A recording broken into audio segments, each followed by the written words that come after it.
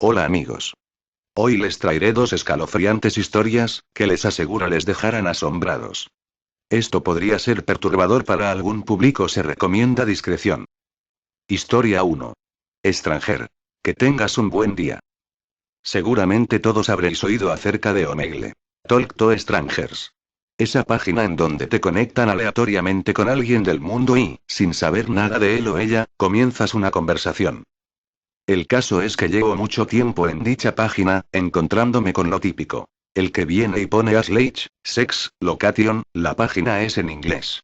Como ya estoy harto de contestar a eso, simplemente los trolleo un poco y me desconecto. Hasta que un día pasó algo distinto. Muy distinto. Se conectó un extranjero y yo ya estaba esperando el Ashley, cuando coge y pone, la conversación estaba en inglés, pero os la traduzco al español. Extranjer. Hola, 3, yo pensé, ¿un 3? ¿Por qué un 3? Pero el tío Octia no había soltado el infame Ashley, así que le respondí. Luego la cosa fue más o menos así. Este soy yo. Hola extranjer. ¿Cómo estás? 3, ¿Por qué pones el 3? Extranjer. ¿Cómo estás? 2, ¿No vas a responderme? Extranjer. ¿Cómo estás? 1, ahí ya entendí que era una cuenta regresiva, así que para seguirle el juego, le contesté. La pregunta no volvió a repetirse, simplemente me preguntó por el clima, con el 3 detrás de la pregunta, como siempre. La conversación fue avanzando y al final parecía algo más normal. Seguía poniendo 3 detrás de las preguntas y bajaba a 2 si no contestaba a la primera, pero al final no me importó. Tras un buen rato conversando, le dije que me tenía que ir, y que había sido un placer hablar con él o ella, sí, para un arroba que encuentro sin el Ashley, se agradece. Su respuesta fue lo que me pareció raro. Extranjer. Que tengas un buen día. Puedes mirar detrás de ti. Y se desconectó. Al día siguiente se lo conté a un amigo, al cual le fascinan estas cosas raras, y se puso todo emocionado por querer probar lo que pasaría si se quedaba sin números en la cuenta regresiva. Yo sabía que las probabilidades de volver a ver a esa persona serían muy pocas, pero aún así mi amigo insistió en venir a mi casa e intentarlo. Una vez frente al ordenador, mi amigo se puso al mando del teclado. Entramos en Omegle y comenzó a ir comprobando a la gente, estilo si preguntan Ashley, fuera, si dicen hola y nada más, fuera. Pasaron muchos conectarse y desconectarse, y al final comencé a aburrirme, hasta que finalmente, y para mi sorpresa, apareció. Extranjer. Hola, 3, mi amigo, eufórico, comenzó a hablar con él. No dejaba que el número decayera, por alguna razón lo ponía a prueba, hasta que se cansó, y en una pregunta no respondió. Extranjer. ¿Y qué haces para pasar el rato? 3, mi amigo no contestó, esperó pacientemente. Extranjer. ¿Y qué haces para pasar el rato? 2, nada. Comenzaba a ponerme nervioso. Yo no había dejado que la cuenta regresiva llegara a 0 y había recibido aquel mensaje final. A saber qué recibiría mi amigo. Extranjer. ¿Y qué haces para pasar el rato? 1, estuve a punto de escribirle para responderle, pero mi amigo me cogió de las manos y, medio arrastrándome, me dejó sobre la cama, diciendo que me quedase quieto, que solo era una chorrada de internet y que me estaba afectando demasiado. Me quedé en el sitio en donde él me dejó, sin saber por qué sentía tanta ansiedad. Aunque estaba en mi cama, aún podía ver perfectamente la conversación. El extraño habló de nuevo, su última frase. Extranjer.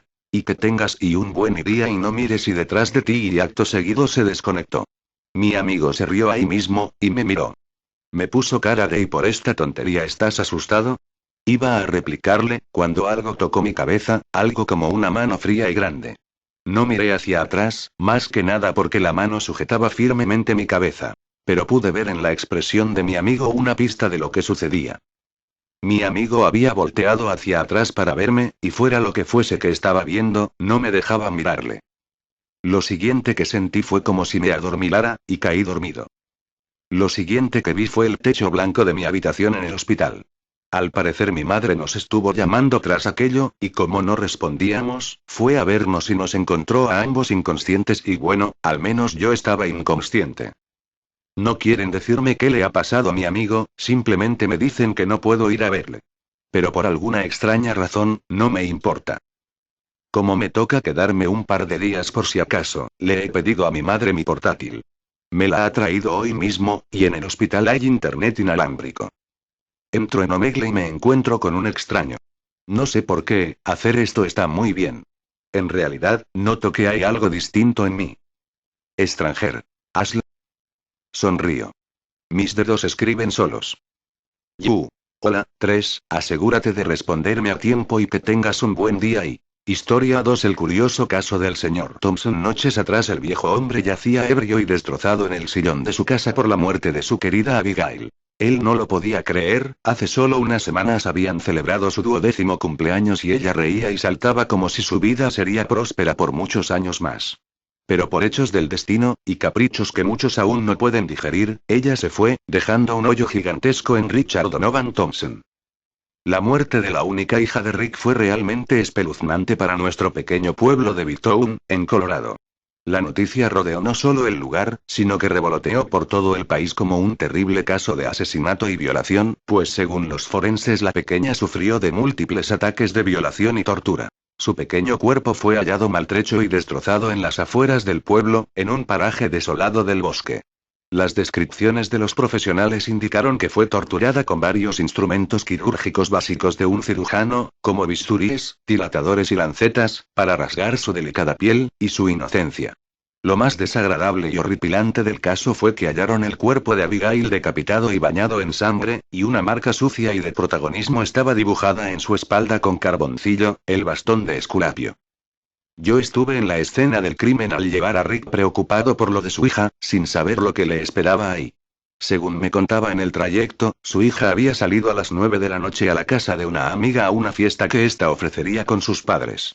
Le pregunté por qué no la había acompañado hasta la casa de la cumpleañera, y ahí fue cuando el hombre se puso nervioso y comenzó a sentirse terrible y culpable por el caso.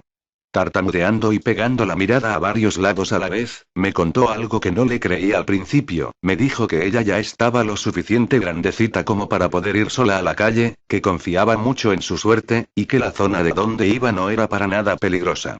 Yo lo vi con una mirada de asombro, y pensé, eres una mierda de padre, Rick. Sabía cómo se portaba el hombre, fue mi vecino por más de 15 años y conocía sus actividades, hasta la más minúscula. Trabajaba en obras de construcción y casi todos los días llegaba a casa ebrio a altas horas de la noche solo a golpear a su esposa Margaret, por distintas razones estúpidas. Escuchaba los gemidos de su esposa y sus llantos, y a veces había noches en que no podía conciliar el sueño porque Margaret me buscaba y me pedía ayuda con los maltratos de su esposo. Me molestaba el caso, pero y no era algo en lo que me correspondía meterme. Después del nacimiento de su única hija, pasaron 6 años para que Margaret se hartara del viejo Rick y lo dejara con la pequeña. Hizo muy mal al hacer eso, y era raro en ella, ya que amaba tanto a su hija que era difícil verlas separadas. Que de la noche a la mañana se esfumara del pueblo sin dejar rastro alguno le pareció raro a los vecinos, y en especial a Rick. Todos esos hechos dejaron consternado al viejo y lo endurecieron en un odio total contra el género femenino, blasfemando y diciendo que eran de lo peor. Comenzó a hundirse más en el alcohol y yo veía con frecuencia a las prostitutas baratas que llevaba a casa. Según entendía, la preocupación por Abigail era mínima y la que siempre velaba por ella era la vieja señora Smith, una anciana bonachona y gentil que vivía al frente de los Thompson. Cuando llegamos al paraje desolado del bosque vimos una multitud de gente rodeando la escena y a varias patrullas en la zona. Al pasearse por el lugar del macabro hecho, Rick reconoció los pequeños zapatos de charol que estrenaría la niña en la fiesta de su amiga bañados en su sangre, ya seca. El hombre quedó anonadado y se puso en blanco. Yo intenté pararlo, pero me consternó su actitud, pues se puso furioso y comenzó a decir estupideces. Maldición, fue una escena sacada de un maldito cuento. En vez de llorar por su hija, sacaba en cara lo estúpida que fue en vida. Y la gente no lo creía, el padre no lloraba por la muerte de su hija.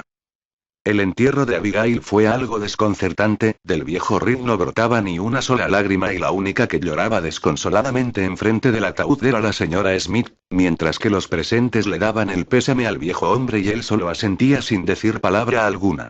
La escena me dio tanta pena y coraje a la vez que partí del cementerio del pueblo y fui a mi hogar a tomar unas bocanadas de humo de cigarro, pensando en el curioso caso.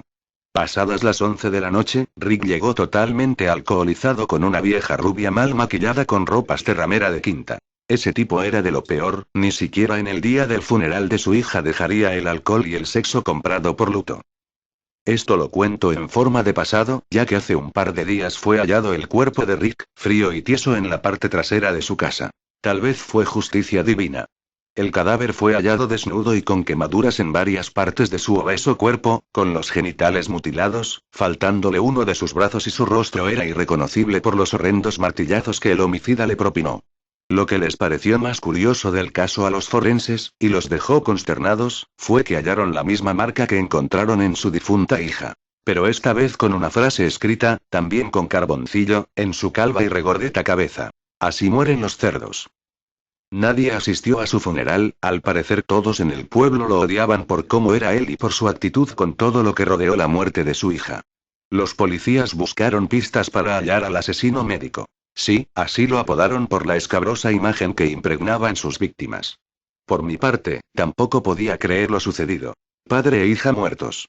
Escribí unas notas sobre el caso y las actividades que había percibido en la casa de los Thompson y se los mandé a la policía por si les era útil. Lamentablemente, yo estaba en una de mis conferencias en la universidad en el momento del asesinato de Richard, y no pude escuchar ni ver nada. Por otro lado, después de tantos años aún no puedo creer que Margaret me abandonara por ese perdedor.